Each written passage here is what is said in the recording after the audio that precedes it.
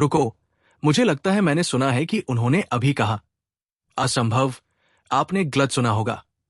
Dragon और tiger भाइयों के शब्दों ने वहां मौजूद लोगों को चौंका दिया और उनके चेहरों पर हैरानी के भाव साफ झलकने लगे। लोगों को यकीन नहीं हो रहा था कि विंग्स एलायंस आर्यन को क्यों भर्ती करना चाहता था। आखिरकार एक छोटे से एलायंस ने अभी अभी उसे नकार दिया था। अब वही व्यक्ति विंग्स एलायंस के योग्य कैसे हो सकता है? आर्यन, क्या आप विंग्स एलायंस में शामिल होने के इच्छुक हैं? आरव ने साफ साफ और जोर से पूछा। क्या क्या ये सच में हो रहा है? विंग्स एलायंस वाकई उस आदमी को भर्ती कर रहा है? उसे विंग्स एलायंस से निमंत्रण कैसे मिल सकता है? क्या विंग्स एलायंस प्रतिभाशाली लोगों का ही ठिकाना नहीं है? वे ऐसे साधारण व्यक्ति की भर्ती क्यों कर रहे हैं? भीड़ के बीच चर्चाएं तेज हो गई और हर कोई आर्यन की ओर देखने लगा, मानो वे उस रहस्य को समझने की कोशिश कर रहे हों जिसने उसे विंग्स एलायंस का ध्यान खींचा था। लेकिन किसी को समझ नहीं आया कि आर्यन में क्या खास था। फिर भी विंग्स एलायंस का नाम सुनते ही हर कोई उसकी तारीफ करने लगा। विंग्स एलायंस, एक जगह जिसे हर कोई पाने का सपना देखता था, लेकिन सिर्फ चुनिंदा लोग ही वहां जा पाते थे। ये एक सम्मान था जिसे पाना बेहद कठिन था। फिर भी एक साधारण व्यक्ति को यह मौका मिल गया। इससे ईर्ष्या होना स्वाभाविक था। यह कैसे हो सकता है आर्यन? वो वास्तव में देव परिवार के लोगों के चेहरों पर हैरानी साफ दिखाई दे रही थी, खासतौर पर दीपांकर, जिसका चेहरा पूरी तरह से पीला पड़ गया था। अदिति, जो आर्यन के पास खड़ी थी, उसे अविश्वास में घूर रही थी।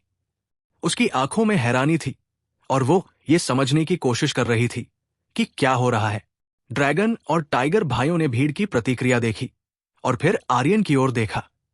वे उसे उत्साह में जश्न मनाते देखना चाहते थे, मानो वो कोई सपना देख रहा हो।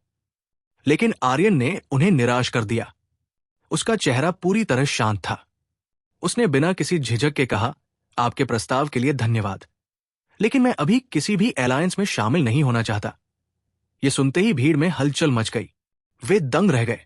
क्या मैंने सही सुना? उसने इनकार कर दिया।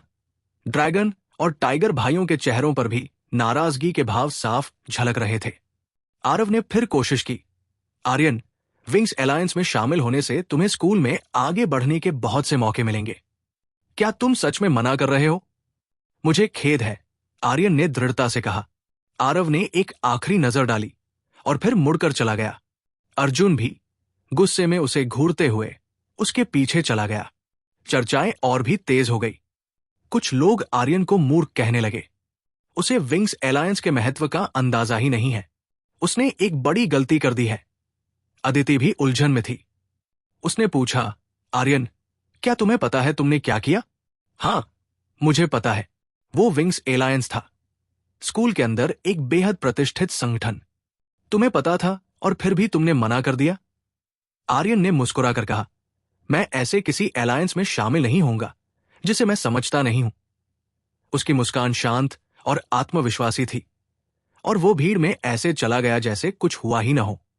अदिति उसे जाते हुए देखती रही। उसकी आंखों में उलझन और प्रशंसा के भाव थे। आर्यन, मुझे लगता है कि मैंने तुम्हें सही से समझा ही नहीं है, उसने धीरे से कहा। असल में आर्यन भी विंग्स एलायंस के निमंत्रण से हैरान था, लेकिन उसने ठुकरा दिया क्योंकि उसका अपना एक गहरा रहस्य था। उसके शरीर में एक विशेष शक्ति छिपी थी, 9 रंगों वाली बिजली। वो कुछ ऐसा था जो बहुत खतरनाक हो सकता था। अगर किसी को इसके बारे में पता चल जाता तो उसके लिए मुसीबत खड़ी हो जाती। प्लाजा से कुछ दूर एक छिपी जगह पर ड्रैगन और टाइगर भाई उदास खड़े थे। उनके सामने एक युवा लड़की खड़ी थी जिसकी भौहें सख्त थी और चेहरा गुस्से से तना हुआ था। तो उसने वाकई विंग्स एलायंस के निमंत्रण को ठुकरा दिया? उसने गुस्से से पूछा। जी वरिष्ठ अनन्या, हम सच कह रहे हैं, भाइयों ने डरते हुए जवाब दिया। क्या सच में कोई ऐसा व्यक्ति है जो हमारे एलायंस के निमंत्रण को ठुकरा सकता है? अनन्या ने कहा। हमने उसे सम्मान दिया और उसने इनकार कर दिया। उसे इसका परिणाम भुगतना पड़ेगा। उसने उन्हें आदेश दिया कि आर्यन को चेतावनी दी जाए। फिर वो चली गई। आरव और अर्जुन ने राहत की सांस ली। ये छोटी लड़की बहुत खतरनाक है, अर्जुन ने कहा। उसकी बड़ी बहन उससे भी खतरनाक है, आरव ने कहा। अब हमें क्या करना चाहिए? अर्जुन ने पूछा। हम उसे थोड़ा सबक सिखाएंगे, लेकिन ज्यादा नहीं। हमें ध्यान रखना होगा। उन्होंने आर्यन के साथ कुछ ज्यादा नहीं करने का फैसला किया, क्योंकि ये आदेश उन्हें कुछ बड़े और खतरनाक लोगों से मिला था। कल विंग्स अलायंस की सभा में 2 महत्वपूर्ण लोग आए थे और उन्होंने विशेष रूप से आर्यन को अलायंस में आमंत्रित करने का अनुरोध किया था। आध्यात्मिक औषधि पर्वत एक ऐसा रहस्यमयी स्थान था जिसे बाहरी लोगों के लिए बंद कर दिया गया था। यहां कोई भी उड़ने की क्षमता के बिना केवल 8 द्वारों में से ही प्रवेश कर सकता था, जिनकी रखवाली बुजुर्ग कर रहे थे। वे द्वार केवल आध्यात्मिक औषधि शिकार के समय ही खोले जाते थे। इस बार सभी 8 द्वार खुल गए और जिन शिष्यों के पास टोकन थे वे बड़ी संख्या में अंदर घुस गए। करीब 1 लाख शिष्य आध्यात्मिक औषधि पर्वत की ओर बढ़े। आर्यन भी उन्हीं में से एक था। वो पेड़ों और झाड़ियों की सुंदरता में खोया हुआ था। ये जगह बिल्कुल अलौकिक लग रही थी। अचानक उसकी नजर एक अनोखे पौधे पर पड़ी, ग्राउंड स्पिरिट ग्रास। ये एक 5 इंच लंबा 4 पत्तियों वाला पौधा था जो हल्के से चमक रहा था। जैसे ही आर्यन उसके पास पहुंचा, ग्राउंड स्पिरिट ग्रास भागने की कोशिश में सिकुड़ने लगा। आर्यन ने छलांग लगाई, लेकिन वो देर कर चुका था। पौधा पहले ही जमीन में समा चुका था। हालांकि आर्यन को पता था कि यह पौधा थोड़ी दूर जाकर सतह पर लौटेगा। वो समझ गया कि ग्राउंड स्पिरिट घास की चाल को समझकर वो इसे पकड़ सकता है। कुछ देर बाद जैसे ही ग्राउंड स्पिरिट घास सतह पर आई, आर्यन तेजी से झपटा और उसे पकड़ लिया। उसने उसे जमीन से खींच लिया, लेकिन पौधा जोर से चिल्लाया और खुद को छुड़ाने की कोशिश करने लगा।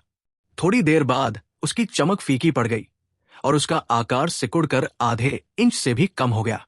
आर्यन को समझ में आ गया कि जब आध्यात्मिक औषधि को उसकी जगह से हटाया जाता है तो वो अपनी आध्यात्मिक प्रकृति खो देती है और उसका आकार छोटा हो जाता है।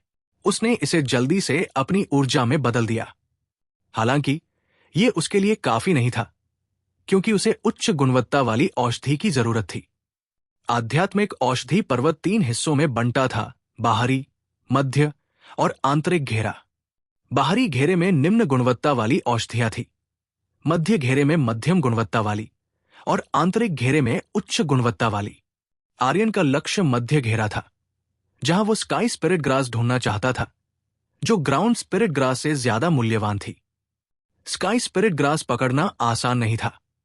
वो अदृश्य हो सकती थी और अपने भागने की दिशा को बदल सकती थी।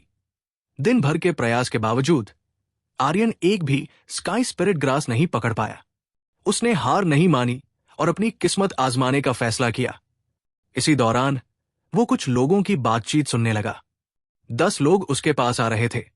आर्यन ने ध्यान नहीं दिया, लेकिन उसने अपने राशन का खाना जारी रखा। तभी एक परिचित आवाज सुनाई दी, ओह, ये तो आर्यन है। आर्यन ने सिर उठाया और देखा कि ये प्रिया थी, उसकी चचेरी बहन।